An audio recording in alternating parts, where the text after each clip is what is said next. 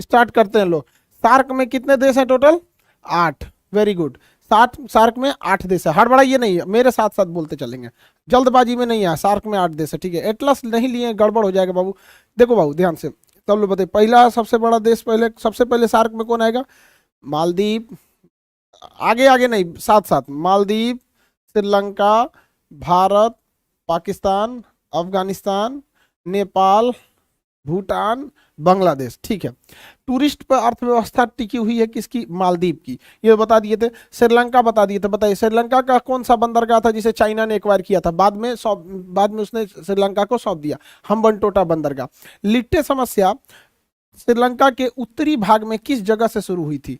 LTTE, liberation tigers of Tamil इलम, लिट्टे बोलते हैं या LTT बोलते हैं। प्रभाकरण इसके संयोजक थे। ये बहुत ही खतरनाक संगठन बन चुका था, पहला संगठन था उग्रवादी जिसके पास क्या था? अपनी एयरफोर्स। जाफना से चालू हुआ था। श्रीलंका के ऊपरी भाग जाफना, जाफना के पास एक पॉइंट है, पॉइंट पेड्रो, वहां एक दर्रा है जिसका नाम है एलिफेंटा दर्रा। यहाँ की सबसे लंबी नदी महावली गंगा। ये सब बता दिए थे आप लोग को। यह है आपका भारत। भारत को तो अलग से ही पढ़ना है आप लोग को, कोई दिक्कत नहीं है। चलिए अब ध्यान से देखते हैं यहाँ पे, ये बंदरगाह का बताइए, पाकिस्तान का यह बंदरगाह का नाम क्या होगा? कराची बंदरगाह। Very good. इस बंदरगाह का नाम बताइए। कराची की इधर यह बंदरगाह का नाम है ग्वादर। ये सड़क का नाम क्या होगा? CPEC, China Pakistan economic corridor, CPEC। आपको बांग्लादेश के बारे में भी बता दिए थे, बांग्लादेश के बारे में बताए थे ना, सॉरी बांग्लादेश का, अफगानिस्तान के बारे में। अफगानिस्तान एक पहाड़ी क्षेत्र है, पर्वतीय क्षेत्र है। अफगानिस्तान के किस शहर में महात्मा बुद्ध की प्रतिमा थी? फटाफट, अफगानिस्तान के किस शहर में महात्मा बुद्ध की प्रतिमा थी? तो वो बामियान में थी। कहाँ पे थी? बामियान में। काबुल तो इसकी राजधानी है, हेरात इसका बड़ा सा शहर है। ये गोल्डन क्रेसेट कहते हैं इसे, गोल्डन ट्रायंगल भी कह सकते हैं, बट इसे गोल्डन क्रेसेट कहते हैं। गोल्डन क्रेसेट ये अफीम उत्पादन के लिए है। ये तीनों देशों में अफीम का उत्पादन बहुत ज्यादा होता है। सेम वैसे ही यहाँ म्यांमार, थाईलैंड और लाओस, म्यांमार, थाईलैंड, लाओस, इसमें भी अफीम का उत्पादन बहुत तेजी से होता है। तो ये 3 देश इधर भी अफीम के लिए है और 3 देश इधर से अफीम के लिए है। ससुरा ये वाला अफीम पंजाब की ओर से फेंक देता है तो पूरा उड़ता पंजाब हरियाणा तक में नशा पहुंच गया है, और इधर वाला अफीम इधर से फेंक देता है। तो इसमें गवर्नमेंट को चाहिए कि अफीम या इत्यादि पर बहुत तेजी से इस सब चीज़ों पे क्या लगाया जाए? रोक लगाया जाए। ये नशीली चीज़ें हैं, ये बहुत तेजी से आगे बढ़ रही है, यंग जनरेशन को पकड़ते जा रही है। एटलस नहीं मिल रहा है, अरे यार, तो तुमको नहीं मिल रहा है तब तो गड़बड़ बात है। अब एटलस ही नहीं मिल रहा तो अब हम क्या बताएं। चलिए अब ध्यान देते हैं, ये देखते हैं नेपाल। बताइए बफर कंट्री किसे कहते हैं? आपको पढ़ाए थे, 2 बड़े देशों के बीच का छोटा देश बफर कंट्री कहलाता है। ये है नेपाल। नेपाल पूरी तरह से पहाड़ी क्षेत्र है। बता सकते हैं यहाँ कौन सा पहाड़ है? नेपाल में माउंट एवरेस्ट है, नेपाल में माउंट एवरेस्ट है। माउंट एवरेस्ट की सबसे मतलब हिमालय पर्वत है, उसकी सबसे ऊंची चोटी का नाम है माउंट एवरेस्ट। तो वो कहाँ पे पड़ता है? नेपाल में। नेपाल एक लैंडलॉक कंट्री है। नेपाल कैसा कंट्री है? Landlock country. आपको अफगानिस्तान भी बताए थे, अफगानिस्तान भी लैंडलॉक कंट्री। अफगानिस्तान की छोटी सी सीमा भारत से लगती थी, लेकिन पाकिस्तान ने इतना कब्जा कर लिया, तो जो ये वाला पार्ट पाकिस्तान से सीमा लगता था, अफगानिस्तान और भारत की सीमा, ये तो बंद हो गया। अभी हम लोग के पास डायरेक्ट कनेक्टिविटी नहीं है अफगानिस्तान जाने के लिए, इसलिए हमको ईरान होते हुए जाना पड़ता है, नहीं तो पाकिस्तान से रिक्वेस्ट करना होता है जाने दो। तो इस ससुरा नौटंकी करता है। समझ में आ गया कि नहीं आ गया? अफगानिस्तान कैसा कंट्री है? लैंडलॉक। अफगानिस्तान कैसा कंट्री है? लैंडलॉक। नेपाल कैसा कंट्री है? Landlock. Afghanistan landlock, Nepal landlock. ये नेपाल वगैरह भी कैसी कंट्री है? लैंडलॉक कंट्री है। नेपाल एक ओर से चाइना से घिरा है, बाकी अगर आप ध्यान से देखिएगा तो ये वाला एरिया हो गया, इधर का एरिया हो गया, ये एरिया हो गया, ये सब एरिया अफगानिस्तान, ये भारत से घिरा हुआ है। तो बताइए फटाफट आंसर दीजिए। नेपाल की भाषा नेपाली भारत की 8वीं शेड्यूल में भी है। नेपाल पूरी तरह से पहाड़ी क्षेत्र है। अब नेपाल की एक समस्या समझिए ध्यान से, ये रहा नेपाल का नक्शा। आप सब लोग को नेपाल समझ में आ रहा होगा। नेपाल में ये एरिया, ये 3 ओर से तो ये भारत से घिर गया है, ये एरिया इंडिया है, ये इधर का एरिया पूरा का पूरा क्या आ गया है? इंडिया आ गया है। 3 ओर से इंडिया से घिरा है। अब इंडिया में क्या है कि इस साइड में पहाड़ नहीं है। अब ध्यान से देखिए, नेपाल में यहाँ हिमालय पर्वत है, लाइन से यहाँ तक पहाड़ है, हिमालय पर्वत। इसके ऊपर से जहाजों को क्रॉस नहीं करने दिया जाता है, साइड से क्रॉस कराया जाता है यहाँ पे, क्योंकि माउंट एवरेस्ट खुद ही बहुत हाइट पर है यहाँ पर। अब कोई भी जहाज जो उड़ती है ना, वो लगभग 30,000 फीट पर उड़ती है, 30,000 फीट पर, और माउंट एवरेस्ट खुद 30,000 फीट है। समझ में आ रहा है कि नहीं क्या? तो माउंट एवरेस्ट की ऊंचाई बहुत ज्यादा है, तो भाई उतना हाइट पर जहाज उड़ रही है उसी हाइटे पे है तो ले जाके ठोक देगा उसको, इसलिए बहुत कम चांसेज है उधर से जहाज को जाने दिया जाता है। 8,850 मीटर है। तो देखिए जनरली अगर आपको मीटर को फीट में चेंज करना है तो 3 से गुणा कर देते हैं, तो 8,850 मीटर है। तो ये मीटर को हम लोग को कैलकुलेशन ना करना पड़े, इसलिए इसे हम लोग अमूमन 10,000 मीटर मान लेते, 9,000 मीटर मान लेते हैं। देखिए ना 150 मीटर और करेंगे तो 9,000 मीटर हो जाए। अब इसमें 3 से गुणा करें, 9 3 18, तो ये 18,000, 9 3 27, देखिए 27,000 फीट, 27,000 फीट तो माउंट एवरेस्ट खुद ही है। और जहाज की मैक्सिमम उड़ाया जाता है 30 से 35,000 फीट पे उड़ाया जाता है। तो इतना कम मार्जिन लेके कोई माउंट एवरेस्ट के ऊपर मौत को दावत देने जाएगा? समझ में आ गया कि नहीं आ गया? क्या एटलस लेना जरूरी है यार? तुमको हम क्या बताएं, तुमको कोरोना क्यों नहीं हुआ, हम यही सोच रहे हैं। सारा दुनिया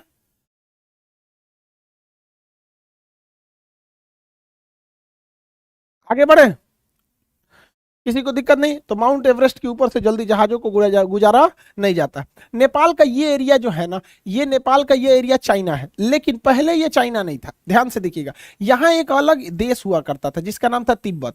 चाइना ने इस तिब्बते को ससुरा कब्जा कर लिया 1959 में। तो क्वेश्चन कहेगा कि तिब्बत को कब्जा कब किया गया? 1959 में। तिब्बत को कब कब्जा किया गया? 1959 में। याद रहेगा ना, कोई दिक्कत नहीं ना? चलिए ध्यान से देखते हैं तिब्बत पे। तो अभी आप क्या कहिएगा? अभी तो चाइना ही कहिएगा। क्या कहिएगा? चाइना ही कहिएगा, क्यों? अब तो उसने कब्जा कर लिया यहाँ पर। उस समय भारत भी कुछ नहीं बोल सकता था। अब यहाँ देखिए नेपाल का ये ऊपर का एरिया तिब्बत आ जाता है, यानी चाइना। इधर पहाड़ है, तो नेपाल से जो भी नदियां निकलती हैं, चाहे वो ये आपकी काली नदी हो, शारदा हो, गोमती हो, गंडक हो, बूढ़ी गंडक हो, कोसी हो, कमला हो, बागमती हो, जितनी भयानक भयानक नदियां हैं जो इधर बाढ़ लाती हैं, वो इस साइड नहीं जा सकती हैं, क्योंकि ये साइड ऊंचा है और ये साइड ना है, भारत का साइड ढलान है। तो आप बताइए ज्यादातर नदियां तिब्बत की ओर जाएंगी कि भारत की ओर जाएंगी? भारत की ओर आने वाली है। और ससुरा भारत में भी आएगा ना तो इधरिया मिल जाता है बिहार, यूपी और बिहार। तो जो पनिया यूपी में जाता है वो डगर के बिहार में आता है, और नेपाल वाला तो सीधे बिहार में चला आता है। इसलिए नेपाल से निकलने वाली नदियां भारत की ओर आती है, और भारत में किस ओर आती है? बिहार की ओर। अब उतना पहाड़ पे से नदी निकल रही है, एकदम भयानक ऐसे पहाड़ से नदी निकलती है। अगर थोड़ा सा भी अपना डायरेक्शन चेंज की, मान के चलिए 1-8 डिग्री भी चेंज किया, तो 1-8 डिग्री भी अगर डायरेक्शन क्या होता है? चेंज होता है। तो 1 डिग्री चेंज होने से भी अगर पहाड़ पे 1 डिग्री चेंज हुआ है तो बिहार पहुंचते पहुंचते ससुरा 10 डिग्री चेंज हो जाता है। तो ससुरा कोसी नदी पहले ए टोला से बहती थी, तो इस बार ए टोला से बहेगी। इसलिए कोसी नदी पर आप विश्वास नहीं कर सकते, इसलिए इसे विश्वासघाती नदी कहते हैं, क्योंकि बहुत हाइट से उतरने की वजह से कभी भी रास्ता चेंज कर सकती है। अभी आप ही बताइए ना, कोई साइकिल चला रहा है, अब उसको बहुत ढलान से इसे नीचे उतार दीजिए, थोड़ा सा भी डगमगाएगा ना तो बहुत ज्यादा नीचे आते आते बहुत ज्यादा ढलान पहुंच जाएगा उसका। तो नेपाल से इस साइड से ज्यादातर नदियां आती, तो नेपाल का इधर का एरिया मतलब ढलान है। तो ऐसा नहीं है कि इससे केवल भारत को घाटा है, भारत को इससे फायदा भी है कि अगर आपको नेपाल जाना है तो इधर से जा सकते हैं, भारत से उस साइड से पहाड़ मिल जाएगा। इसलिए चाइना इस साइड से कुछ नहीं कर पाता। आप याद कीजिए कि सिर्फ एक बार हम लोगों ने नेपाल का पूरा सामान बंद कर दिया था, बॉर्डरें बंद कर दिए थे हम लोग नेपाल का, तो इधर से कोई सामान नहीं जा पा रहा था। चाइना बेचारा पहुंचाए नहीं पाया यहाँ पे, क्योंकि उधर से पहाड़ है, पहाड़ के साइड से आप पहुंचाइएगा ना। अब आलू पहुंचाइएगा 10 रुपया, तो वहां पहुंचते पहुंचते 65 रुपया आलू हो जाएगा। तो पहुंचेले ना पहुंचेले कोई फायदा नहीं होता। समझ में आ गया कि नहीं आ गया? आज किस क्लास, दूसरे क्लास से ले रहे हैं? हॉल नंबर 1 वाला बदमाशी किया था सब। आगे देखते हैं। सुभाष चंद्र बोस, अरे यार सुभाष चंद्र बोस को कह लिए नेपाल में भेज रहा? तुम लोग का ना गधा, सबको कुछ समझ में नहीं आता। कहेगा सब सर कमेंट नहीं पढ़ते हैं, तो हमेशा के मतलब क्या बोले, अजीब अजीब सवाल पूछेगा। बताओ, नेपाल का नक्शा पढ़ा रहे हैं, सुभाष चंद्र बोस के बारे में पूछ रहा है। तुमको पेज नंबर अभी तक नहीं मिला, गधा कहीं का, पलट के खोज ले, अभी तक नेपाल में ये पेज नंबर नहीं मिला। तो क्या करता है इससे पहले नक्शा में? एशिया जहां होगा वहीं मिलेगा सर। कुछ कुछ नमूना होता है, क्या बोला जाए, ये सब चाइना में कहीं नहीं पैदा होता है। सब इतना देश है पैदा होने के लिए, भूटान है, नेपाल है, मरने के लिए पाकिस्तान, अफगानिस्तान, वहां जाओ लोग, यहाँ पे यहाँ का हो जाता है सब। तुम लोग इंडिया में हो जाता है सब। बताओ, इंडिया में अपने बेरोजगारी इतना ज्यादा है, उस पर इंडिया में हो जाएगा सब बकलोल से। अब चल आएगा सर एडमिशन लेने खान सर के पास, कहा है हम बकलोल है, खाने सर पढ़ाइए पाएंगे, गधा कहीं का। पूछ रहा है सुभाष चंद्र बोस। देखो ध्यान से यहाँ पर, तो देखिए हम नेपाल को अगर कोई सामान खरीदना होता है ना चाइना से सामान खरीदना होता है, तो ध्यान से देखिए क्या विडंबना है। चाइना की ज्यादातर फैक्ट्रियां यहीं पर हैं। देखिए चाइना की 99% आबादी यहीं रहती है। देखिए ध्यान से 99%, जो दुनिया का सबसे बड़ा देश है जनसंख्या के हिसाब से, उसकी 99% आबादी यहीं रहती है। बाकी ये एरिया में केवल 1% लोग रहते हैं, क्योंकि यहाँ पर कोई आबादी पहाड़ वगैरह है। तो जितनी भी फैक्ट्रियां यहाँ पे, वुहान यहाँ से चमगादड़ निकला था, संघाई वगैरह राजधानी यहाँ पे बीजिंग वगैरह। तो चाइना अपना सामान ना भारत को देता है कलकत्ता बंदरगाह पे, और यहाँ से ट्रक से लाद के नेपाल को पहुंचाया जाता है, इधर से नहीं भेज पाता है। तो नेपाल हम लोग पे डिपेंडेंट भी रहता है, ये भी जरूरी है। अब नेपाल के राष्ट्रपति हुए थे केपी शर्मा ओली, प्रधानमंत्री वहां के। ये मतलब आप लोग देखे होंगे केपी शर्मा ओली को, मतलब वो क्या समझ गया कि भारत नेपाल का रिलेशन खराब करने के लिए सोचा, राजनीति के चक्कर में। अब भारत और नेपाल के बीच में एक नदी बहती है, काली नदी। काली नदी देखिए ध्यान से, लिम्पियाधुरा और काली नदी। तो यहाँ एक नदी आती है लिम्पियाधुरा। लिम्पियाधुरा इस तरह से नदी जाती है, लिम्पियाधुरा की ये नदी है, लिम्पियाधुरा नदी, काला पानी लिम्पियाधुरा। यहाँ पे महाकाली नदी है। अब ये महाकाली नदी की दो शाखाएं हैं, एक ये है और एक इधर से है, दो शाखाओं से मिलकर बनी होती है। ये छोटी शाखा है और ये वाली बड़ी शाखा है। तो भारत और नेपाल के बीच में अंग्रेजों के समय सुगौली की संधि जब हुई थी, सुगौली की संधि हुई थी, तो महाकाली नदी को बॉर्डर मान लिया गया था। अब हम लोग इसी काली को, महाकाली को क्या करते हैं, अपना बॉर्डर मानते हैं। केपी शर्मा ओली आए और उन्होंने कहा कि देखो भैया, ये वाली नदी को हम अपनी सीमा मानेंगे, ये मुख्य नदी है। तो भारत ने कहा भैया दुनिया हमेशा से इसको मुख्य नदी मान रहे थे, हम लोग इसको मुख्य नदी मान रहे थे, तुम अचानक से कहोगे कि नहीं वो नहीं, ये वाली मुख्य नदी है, तो इतना एरिया तो बढ़ जाएगा। इससे क्या हुआ कि वहां नेपाल के लोगों को लगा कि वाह भाई साहब बहुत अच्छा काम कर रहे हैं, बहुत अच्छा काम कर रहे हैं। लेकिन केपी शर्मा ओली अपने जीतने के चक्कर में भारत और नेपाल जैसे बड़े देशों का संबंध खराब कर रहे थे, जहां रोटी और बेटी का संबंध है। आज भी नेपाल के लोग हमारे यहाँ कमाने के लिए, रोटी कमाने के लिए, पैसे कमाने के लिए आते हैं, और भारत में आज भी कई लोग शादी करके नेपाल से लड़की आती है। हमारे यहाँ की भी शादी, बिहार में जो जिला दरभंगा मधुबनी ऊपर से सटा हुआ है ना, उनके शादियां नेपाल में हो जाती है, नेपाल के लोगों की शादियां यहाँ हो जाती है। तो हमारा और नेपाल का रोटी और बेटी के साथ जैसा रिश्ता है, समझ में आ गया कि नहीं। सर हम सुगौली के ही रहने वाले हैं, तो हो सकता है बाबू आप उत्तराखंड से क्लास कर रहे हैं तो सुगौली के पास रहने वाले हैं। देखिए कितना बढ़िया जगह है सुगौली, पहाड़ी क्षेत्र है, वहां से नेपाल के लोग अक्सर आते जाते रहते हैं लोग। नेपाल समझ में आ गया कि नहीं। ये एरिया में बिहार है, नीचे का पूरा ये एरिया क्या है, बिहार है। आप लोग नेपाल का नक्शा खोलिए फटाफट, 42 नंबर पेज पे है, जितने पेज पे हो खोलिए आप लोग फटाफट, आगे बढ़े। मुझे कभी रिप्लाई नहीं मिला है, मिलेगा भी नहीं। पढ़ाई करो, माँ बाप पैसा दिए हैं पढ़ने के लिए, रिप्लाई देखने के लिए नहीं। मिल गया ना सब लोग को, नेपाल का नक्शा मिल गया। नेपाल पहाड़ी क्षेत्र है, अब ध्यान से समझिएगा। नेपाल का निचला भाग में पहाड़ कम है, जो बिहार से सटा है इसमें पहाड़ कम है। तो नेपाल के ज्यादातर शहर इसी नीचे में मिलेंगे, यहाँ पर नेपाल में। यहाँ पर अब ध्यान से देखिएगा तो यहाँ पर आपको मिलेगा विराटनगर, सबसे साइड में विराटनगर, और उसके बगल में मिलेगा जनकपुर। आप लोग फटाफट अपने नक्शा में देखिए,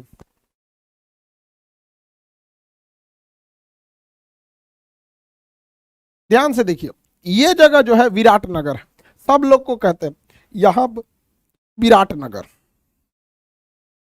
ये जगह विराटनगर। नेपाल का औद्योगिक शहर है विराटनगर, और यहाँ है जनकपुर। यहीं के रहने वाले थे राजा जनक, जिन्हें बिहार के सीतामढ़ी में जमीन से मिली थी सीता मैया। तो सीता माँ को सीतामढ़ी से लेके राजा जनक कहाँ लेके चले गए थे, जनकपुर लेके चले गए थे। तो सीता जी का भले पालन पोषण जनकपुर में हुआ, किंतु जन्म, सीता माँ तो धरती पुत्री थी, माता के गर्भ से तो हुई नहीं थी, वो तो धरती पुत्री थी। तो सीता जी मिली कहाँ थी राजा जनक से,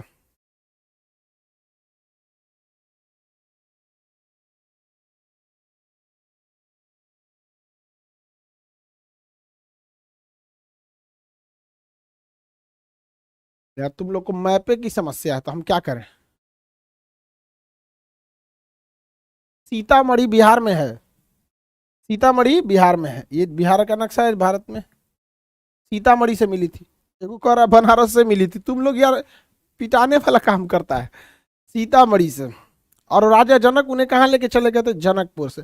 फटाफट आप लोग को देखिए, यहां पर आपको मिलेगा काठमांडू। देखिए नेपाल के बीच में यहां मिलेगा काठमांडू। कौन जगह है? काठमांडू। काठमांडू बता सकते हैं? काठमांडू एयरपोर्ट का नाम तो त्रिभुवन एयरपोर्ट है। काठमांडू एयरपोर्ट का नाम है त्रिभुवन एयरपोर्ट। काठमांडू में एक बहुत प्रसिद्ध मंदिर है, और खास करके अभी तो भैया बहुत मेला लगा रहता है, तांता लगा रहता है। आज के समय में सावन में काठमांडू मंदिर में भाई साहब भयानक भीड़ लगी रहती है। उस मंदिर का नाम बता सकते हैं लोग? क्वेश्चन पूछा है, काठमांडू में सबसे प्रसिद्ध मंदिर का नाम क्या है? कौन सा मंदिर है? काठमांडू के मंदिर का नाम क्या है? पशुपतिनाथ मंदिर। पशुपतिनाथ मंदिर। पशु मतलब होता है जानवर, पशुपति मतलब होता है ध्यान रखने वाला, नाथ मतलब होता है गार्जियन। जानवरों के ध्यान रखने वाले यानी गार्जियन कहे जाते हैं। किस भगवान को जानवरों का गार्जियन कहा जाता है? भोले बाबा, शंकर जी, हर हर महादेव। समझ में आ गया कि नहीं आ गया? उन्हीं को ना पशुओं का नाथ कहा जाता है। पशुपतिनाथ मंदिर है यहाँ पर। अरे गधा सबको अभी तक एटलसवा में ना मिलवे नहीं किया। देख एटलस रखे रहेगा लोग तब तो। पेज नंबर है 4242। Page number 4242। देखो जिनको नहीं मिला देख, 42 नंबर पेज है ये लिख लो इधर 42। हाँ काज ने कौन ची करता है सब यहाँ पे? एटलस लेवे नहीं किया है सब। भोपाल में अवेलेबल नहीं है? अच्छा कोई बात नहीं। तो आपको क्या मतलब, आप दुकानदार से कहिएगा दे देगा आपको। आप क्या चाह रहे हैं? मुख्यमंत्री साहब आपको दिलाएंगे वहां पे? मिल गया। बताइए, भूटान का निचला भाग में, नेपाल के निचले भाग में पहाड़ों की क्या है? कमी है। नेपाल के निचले भाग में पहाड़ों की कमी है। मेन मेन पहाड़ कहाँ है? ऊपर वाले भाग में है। नेपाल के ऊपरी भाग में ज्यादा पहाड़ है। नेपाल के ऊपरी भाग में ज्यादा पहाड़ है। ये हो गया पहाड़। यहां पर पहाड़ ज्यादा है। यहां पर सब लोग ध्यान देंगे, यहां लिखा होगा माउंट एवरेस्ट और उसके नीचे मैकालू। Mount Everest, मैकालू। फटाफट देखिए, नेपाल में यहाँ पे माउंट एवरेस्ट 8,850 मीटर, दुनिया की सबसे ऊंची चोटी माउंट एवरेस्ट किसकी है? तो किस माउंट एवरेस्ट किसका हिस्सा है? तो हिमालय पर्वत की चोटी है। हिमालय पर्वत है। पहाड़ तो पूरा यहाँ अफगानिस्तान से म्यांमार तक है। पहाड़ जो है हिमालय यहां से यहां तक है। ये तो पूरा हिमालय पर्वत है। समझ में आ रहा है कि नहीं आ रहा है? ये तो पूरा का पूरा हिमालय। इसकी सबसे ऊंची चोटी माउंट एवरेस्ट है, नेपाल में है। कहां पे है? नेपाल में। किसी को दिक्कत नहीं ना? Mount Everest. आगे बढ़े, अगला देखते हैं। उसी के नीचे मैकालू है। कौन सा है? मैकालू। ये दो पर्वत याद रखिएगा। मैकालू चीन और नेपाल के सीमा पर आ जाता है। चीन और नेपाल के सीमा पर आ जाता है। अब इस साइड में देखेंगे कंचनजंगा पर्वत। ये भारत में सबसे ऊंची चोटी है, कंचनजंगा पर्वत। फटाफट देखिए, कंचनजंगा पर्वत सिक्किम के पास मिलेगा। K2, K2 तो पाकिस्तान में चल जाता है। नहीं मिला? 8,598, थोड़ा ही सही से कम है। 8,598 कंचनजंगा। 8,850 माउंट एवरेस्ट है, कंचनजंगा। बताइए, माउंट एवरेस्ट नेपाल और श्रीलंका सॉरी चाइना के सीमा पर है, और कंचनजंगा भारत और नेपाल के सीमा पर है। Page number 42, Kanchenjunga. आगे बढ़ जाते हैं। बताइए ये जगह कौन सा है? जनकपुर। ये जगह कौन है? विराटनगर। इसी के पास से नदी निकलेगी आपको, देखिए कोसी नदी। सब लोग देखिए फटाफट, उसे नेपाल में सप्त कोसी कहते हैं। कोसी को नेपाल में क्या कहते हैं? सप्त कोसी। कोसी को नेपाल में सप्त कोसी के नाम से जानते हैं। आगे बढ़े, जब आपको ज्योग्राफी पढ़ाएंगे सुबह में 9 बजे से, जब ज्योग्राफी पढ़ाएंगे तो उसमें हम हर एक चोटियों के बारे में पढ़ाएंगे, जहां पर आपको हम लोग अन्नपूर्णा, धौलागिरी, नंदा देवी, दोगाछू को, ये आपका सागर माथा, ये सारी चोटियों के बारे में भी आपको बताएंगे। नेपाल समझ में आ गया कि नहीं आ गया? किसी को कोई दिक्कत नहीं है? रात को 12 बजे ऐप नहीं चल रहा था, सो गया होगा, एप्लीकेशन थक गया होगा। चलिए अब ध्यान देते हैं। नेपाल पहाड़ी क्षेत्र है, और पहाड़ी क्षेत्र की वजह से पूरी तरह से नेपाल में पहाड़ है। यहाँ पर ज्यादा खेती नहीं हो पाती है, जड़ी बूटियां ज्यादा होती हैं नेपाल में। देखिएगा जड़ी बूटी नेपाल में होगा, जो पहाड़ी फसल होते हैं वो ज्यादा होगा यहाँ पर। टूरिस्ट नेपाल में ज्यादा जाएंगे, ठंड पड़ेगा, वहाँ के लोगों की हाइट कम होगी। वहाँ पे नेपाल की एक जनजाति गोरखा लड़ाई के लिए बहुत फेमस होते हैं, गोरखा रेजिमेंट। भारत में भी नेपाल के सैनिक बहुत सारे अपनी सेवा देते हैं, इवन की भारत में एक रेजिमेंट ही है गोरखा रेजिमेंट। नेपाल का 2 एयरपोर्ट बहुत खतरनाक है, पहाड़ों से घिरा हुआ है। एक है आपका लुकला एयरपोर्ट और एक है जॉनसन एयरपोर्ट। जॉनसन एयरपोर्ट पे अभी 10 दिन पहले एक जहाज लापता हो गया तारा एयरलाइंस का। और लुकला एयरपोर्ट तो भाई साहब ऐसा खतरनाक है कि एक बार में अगर लैंड नहीं किया तो पक्का आपको एक्सीडेंट होना ही है, एकदम एक्यूरेसी के साथ ले आना पड़ता है लुकला एयरपोर्ट पे। तो 2 एयरपोर्ट बताइए, लुकला और जॉनसन, लुकला और जॉनसन, लुकला और जॉनसन। आगे बढ़े, लुकला और जॉनसन एक्सीडेंट के लिए सबसे ज्यादा फेमस। अभी 10 दिन 15 दिन पहले तो एक तो तारा एयरलाइन क्रैश हुआ है। लुकला एयरपोर्ट देखिएगा आप लोग, लुकला एयरपोर्ट देखना है, देखिए ध्यान से, दिखा बाबू आप लोग को, उसी को जूम कर दीजिए। अरे बाबू कुछ कुछ फालतू आलतू फालतू जो लोग होते हैं ना, उनको ज्यादा, देहात में एक कहावत कहा जाता है, टेढ़ कनिया के ढेर सिंगार। समझ में आएगी नहीं आलतू, बता इसमें प्रोटेक्शन लगाने की क्या जरूरत है, इसमें कौन सा कोहिनूर हीरा लगा हुआ है, बस इसको प्रोटेक्शन लगा के रखा है कि नहीं कर सकते। मिल गया कि नहीं लग गया, बताओ इसमें क्या क्या चीज। चल चल छोड़ो, अपने टाइम देखते हैं। ये है पार्किंग एरिया, जहाज जो आती है इसमें चली जाती है टैक्सी में, यहीं लग जाती है। और ये एयरपोर्ट है झोपड़ी टाइप का, यहाँ पर इसी में लोग आते हैं। और ये जो जहाज दिख रहा है, ये यहाँ से, ये रनवे यहाँ से शुरू होते खत्म हो गया है। और अगर ये जहाज नहीं उड़ पाया तो घचाक से चल जाएगा नीचे, गया कहानी यहाँ पे, जहाज गिर जाएगा यहाँ पर। और उतारने के समय पे ध्यान से देखिए, अगर उतरना है तो रनवे अगर आपको देख रहा होगा तो चढ़ान टाइप का, ऐसे ढलान टाइप का, वहां अगर जहाज उतर गई तो यहां तक आके रोक दीजिए, नहीं तो इसके ठीक सामने पहाड़ है, ले आके ठोक देंगे यहाँ पर। अगर गड़बड़ हुआ तो कोई मतलब नहीं है, सीधे उतारिए, गड़बड़ हुआ तो देख लेगा आदमी, लेकिन आपको कोई रास्ता नहीं। तारा कौन सा एयरपोर्ट बाबू, जॉनसन, जॉनसन एयरपोर्ट और लुकला एयरपोर्ट, दोनों याद रहेगा।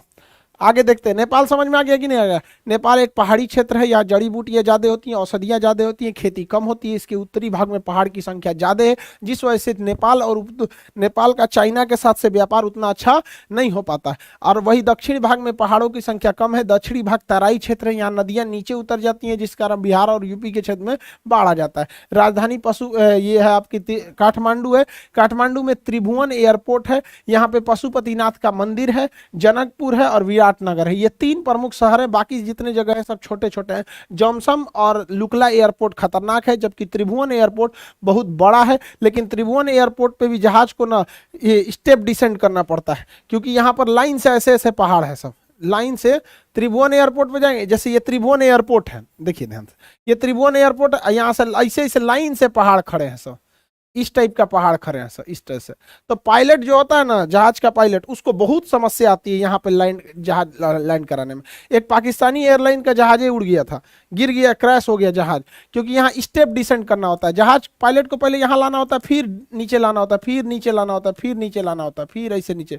क्योंकि अगर डायरेक्ट पायलट यहाँ चल जाएगा तो डायरेक्ट ऐसे जहाज तो नीचे उतरेगी नहीं यहाँ पे, इसे स्टेप डिसेंड कहते हैं। और फिर जाके यहाँ स्टेप डिसेंड करना, फिर ऐसे करके, उसके बाद ऐसे करके जहाज उतारना पड़ता है। बहुत खतरनाक है नेपाल। समझ में आ रहा है कि नहीं आ रहा, किसी को कोई दिक्कत नहीं है।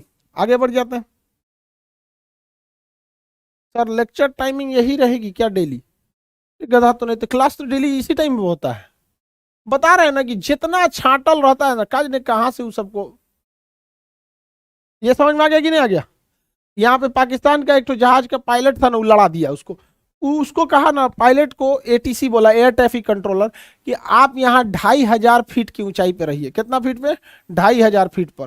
तो ओकरा सुनने में गड़बड़ हो गया, वो चल गया 2000 फीट पे, और 2000 फीट पे उतरा। तो भाई आप जो बोला है कि 2500 फीट पे रुकिएगा, तो आप हुमच की उतर जाइए 2000 फीट पे, तो यहीं पहाड़वे पे लड़ गया। और दिक्कत ये है ना कि पहाड़ दिखता नहीं है यहाँ, पहाड़ दिखता ही नहीं है यहाँ पे, बादल छाया रहता है। जिस समय मौसम खराब रहेगा ना, उस समय बादल छाया रहे, रडार के भरोसे नीचे उतरना पड़ता है, धाए से मार देगा, उड़ जाएगा यहाँ पे। समझ में आ रहा है कि नहीं आ रहा है? नेपाल प्लेन से न जाए सर। हाँ, नेपाल में प्लेन से अवॉइड करना चाहिए, जरूरी नहीं कि मानसून के समय और नेपाल का खास करके लुकला वगैरह एरिया को थोड़ा सा अवॉइड करना चाहिए। आगे बढ़े, चलिए नेपाल समझ में आ गया आप लोग को। अब हम लोग आगे बढ़ते हैं। नेपाल के बगल में देश है भूटान। नेपाल के बगल में कौन सा देश है? भूटान। भूटान भी एक लैंडलॉक कंट्री है और भारत से घिरा हुआ है। भारत से कितने ओर से घिरा है बाबू? 3 ओर से। भारत से कितने ओर से घिरा है? 3 ओर से। देखिए अब ध्यान से समझिए भूटान के बारे में। आप सबके पास भूटान का नक्शा होगा। ये मैं गया हूं। हाँ तो भाई डेली थोड़े ना एक्सीडेंट होता है। आप गए हैं तो आपको क्या लगा मतलब डेली जहाज जाएगी तो गिर जाएगी? देखिए ये देश था कौन सा? तिब्बत। आप लोग बताइए फटाफट, ये देश का नाम क्या था? तिब्बत। तिब्बत पे चाइना ने कब कब्जा कर लिया? 1959 में। जब तिब्बत पे कब्जा किया चाइना ने तो यहाँ के लोगों को बड़ी मार मारा, बड़ी मार मारा 1959 में।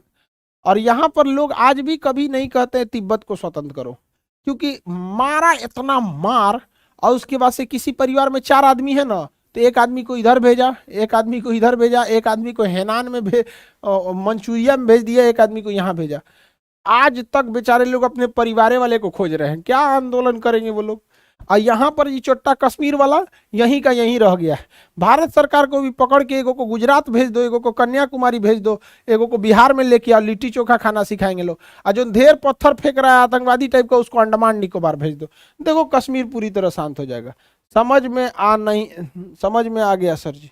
अरे यार समझने की कोशिश करो तो समझ में ही करेगा।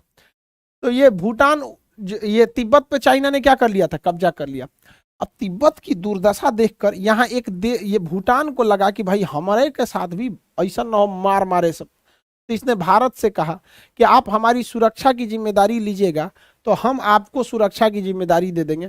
हमारा विदेश नीति आप ही संभालिएगा, संचार व्यवस्था आप ही संभालिएगा, सेना आप ही संभालिएगा।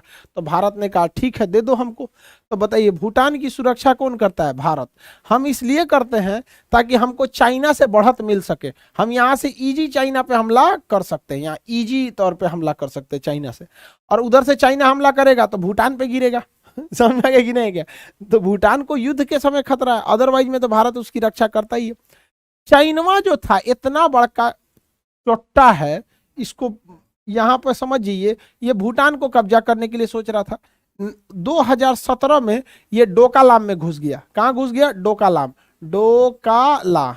डोकालाम में घुस गया। अब भूटान का जगह है डोकालाम। डोकालाम भारत का है कि भूटान का? फटाफट बताइए। लैपटॉप पर क्लास नहीं चलता है, चलेगा? मैं भी ऑनलाइन लिया था।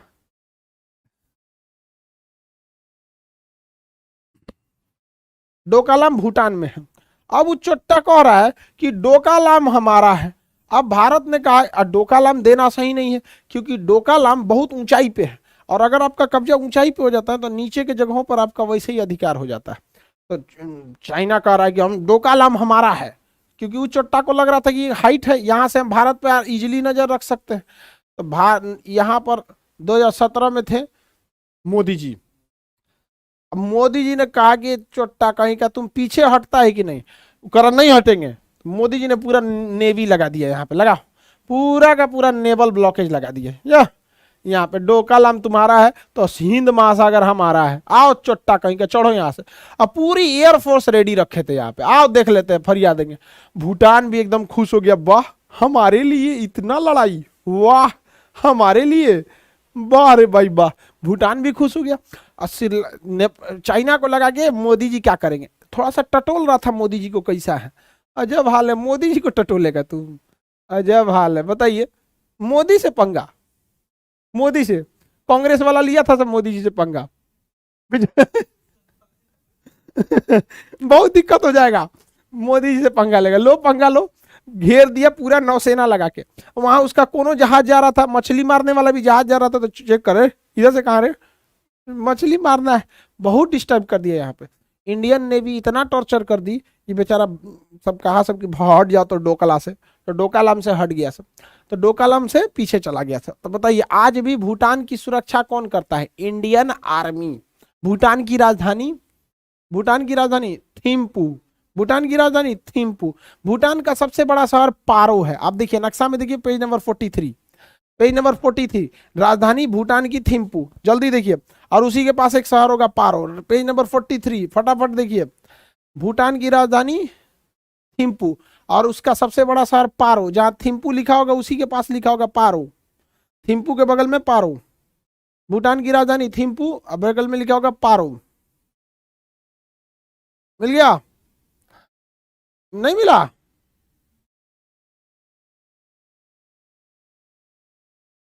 पारो देवदास वाली नहीं रे, देवदास वाली पारो नहीं। देवदास फिल्म कैसे हम आज तक देखबे नहीं किए, लेकिन बड़ी फेमस सुनते हैं, सुने हैं, बड़ी फेमस कहानी है। अब हमको टाइम ही नहीं मिलता है, 3 घंटा, मतलब समझ रहे, बहुत लंबा टाइम होता है 3 घंटा। पारो। आगे बढ़े। थिम्पू। अब ध्यान दीजिए आप लोग, भूटान का नक्शा तो एकदम इजी है बनाना। भूटान और नेपाल के नक्शा में जाता कौन चीज, कैसे खींच दीजिए बन जाएगा। ये भूटान हो गया, ये क्या हो गया, भूटान हो गया, खत्म। ऐसे नक्शा बनाने में क्या जाता है? राजधानी बोलिए थिम्पू, और उसका सबसे बड़ा शहर पारो। आप लोग फिजिकल नक्शा में देखिए भूटान का, ऐसे एक पहाड़ होगा, लिखा होगा काला पर्वत, देखिए ध्यान से, काला पर्वत। जल्दी देखिए फटाफट, भूटान में एक पर्वत मिलेगा काला पर्वत, काला पर्वत। भूटान का सबसे बड़ा पर्वत काला पर्वत। क्वेश्चन पूछेगा, देखिएगा इसी तरह होगा ऊपर से नीचे तक, इस टाइप का काला पर्वत। ये क्वेश्चन पूछा हुआ है, जस्ट पिछले साल पूछा हुआ था। काला पर्वत कहाँ है? भूटान में। काला पर्वत भूटान, काला पर्वत Bhutan. Land of thunder bolt, बादल तड़कने वाला देश, यानी तड़ित झंझावात का देश। लैंड ऑफ थंडर बोल्ट किसे बोला जाता है? भूटान को। अब भैया भूटान में पहाड़ है, और भूटान में पहाड़ से जो नदियां निकलती है बड़ी तेजी से निकलती है। तो भूटान में जो नदियां निकलती हैं ये बहुत चौड़ी नहीं है लेकिन पतली हैं। अब पहाड़ों के बीच से निकलती तो स्पीड बड़ी तगड़ा होता है। अब पहाड़ से निकलने वाली नदी का सोचते हैं कितना स्पीड होगा। तो भारत सरकार ने भूटान से कहा कि देख भाई, हमको तुम इन नदियों पे बांध बनाने दो, इससे हम बिजली बनाएंगे। तो यहाँ भारत ने क्या बना दिया? बिजली घर बना लिया। भारत ने क्या बनाया? बिजली घर। और भूटान को वह बिजली फ्री में दिया जाता है। बचे हुए बिजली को भारत खरीदता है। भारत क्या करता है? खरीदता है। समझ में आ गई नहीं? बची हुई बिजली को भारत क्या करेगा? खरीदता है। सोचिए भारत कितना महान है। हम लोग चाहेंगे तो खुद से खुद बिजली बनाए हैं, चाइना रहता तो लूट लेता, हम लोग खरीदते हैं। तो यहाँ पे बिजली घर है, कई ठो बिजली घर है। एक का नाम है ताला परियोजना, ताला परियोजना। एक का नाम है चूखा परियोजना। एक का नाम है दोगाछू परियोजना, दोगाछू परियोजना। जिसमें सबसे ज्यादा पूछेगा ताला परियोजना।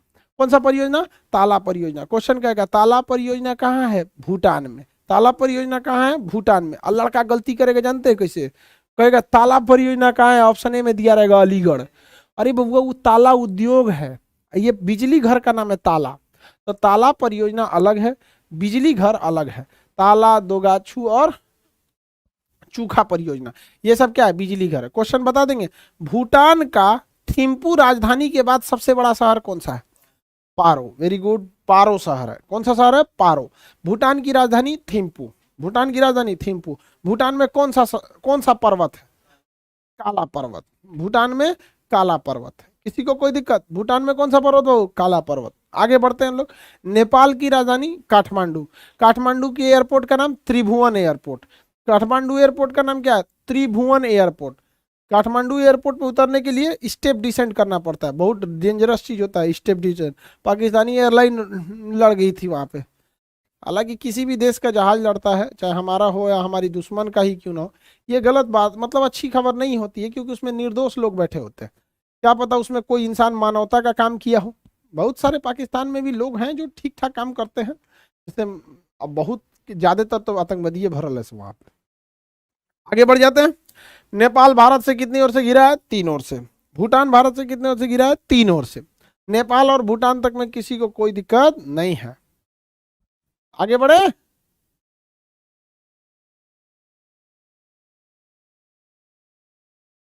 चलिए अब तो आपको याद है अरुणाचल प्रदेश। हाँ हाँ सब पढ़ाएंगे बाबू, अरुणाचल प्रदेश वगैरह सब पढ़ाएंगे आपको। ये हम आपको उर्दू फारसी भी पढ़ा देते हैं। चलिए, ये जगह है नेपाल, ये जगह है भूटान। नेपाल और भूटान। अब हम लोग को देखना है बांग्लादेश। तब सार्क देश खत्म हो जाएगा, बांग्लादेश देख लेंगे तो सार्क देश खत्म हो जाएगा। बांग्लादेश को पढ़ेंगे अभी। इतना समझ जाइए। सार्क, मालदीव समझ में आ गया कि नहीं आ गया आप लोग को? मालदीव समझ में आ गया। श्रीलंका समझ में आ गया, इंडिया अलग से पढ़ेंगे, पाकिस्तान भी समझ में आ गया आप लोग को, अफगानिस्तान भी समझ में आ गया। तो अफगानिस्तान तो लैंडलॉक है, पाकिस्तान तो लैंडलॉक नहीं है। ये गोल्डन क्रेसेट या गोल्डन ट्रायंगल कहिए, हालांकि इसे गोल्डन क्रेसेट कहते हैं और इसे गोल्डन ट्रायंगल कहते हैं। ये दोनों किस चीज के उत्पादन के लिए प्रसिद्ध है? अफीम उत्पादन के लिए। किसके लिए? अफीम उत्पादन के लिए। किसी को कोई दिक्कत नहीं ना?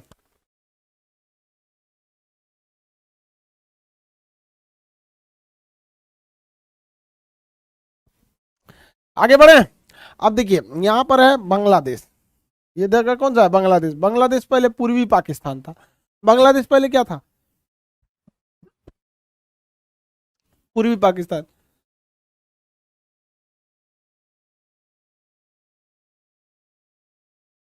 भूटान भी एक बफर कंट्री है, बिल्कुल बफर कंट्री है बाबू। दो बड़े देशों के बीच का एक छोटा देश क्या कहलाता है? Buffer country. तो भारत है नीचे, ऊपर में चाइना है, बफर कंट्री। मंगोलिया भी तो लैंडलॉक है, बफर कंट्री है।